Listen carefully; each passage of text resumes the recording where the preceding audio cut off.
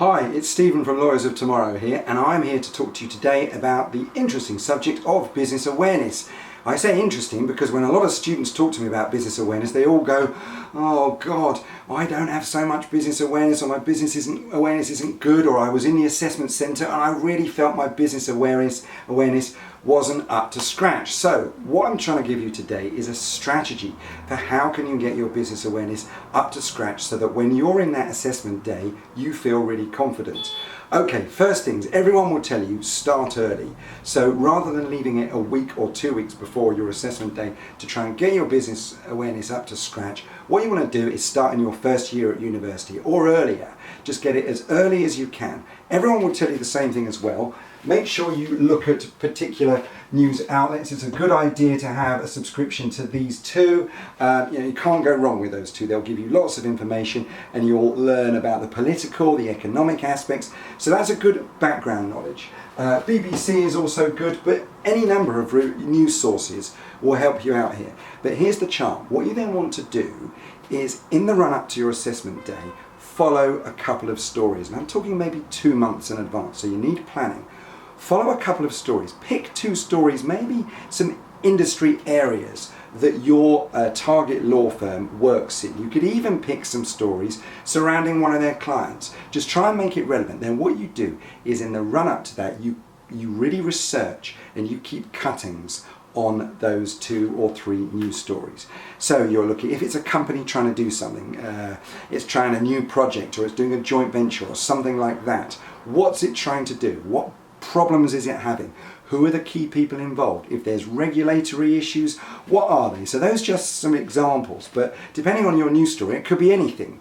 So pick up on the key things, and then what you do, when it comes up to the assessment day, you review all of those clips and you'll be able to see how the story has changed over time. Then when you get into the assessment day and it's time for you to demonstrate your business awareness, what you can do is, at a key point, you can cheekily refer to this particular business area, this story, as an example, and then you can show really deep knowledge. And the chances are, compared to the person who's assessing you, if you've done your homework right, you will be local guru on this. You will know more than they do, and you'll be able to see it from all different aspects, and you'll have different opinions, and you'll be able to discuss those opinions. Now, what does this show? It shows that A, you're interested, B, you've really prepared, and C, you are really prepared to do your research. And that's wonderful. That's all they want to see, really, that you've got a deep knowledge. And frankly, you'll probably, if you've done this well, you will probably teach the person who's assessing you something about that story, which is going to make them feel great about themselves and about you for having been so good on this interview assessment. So those are the key things I would say there. One other thing, try this. This is a nice technique. Buddy up. Try and research a news story with a friend.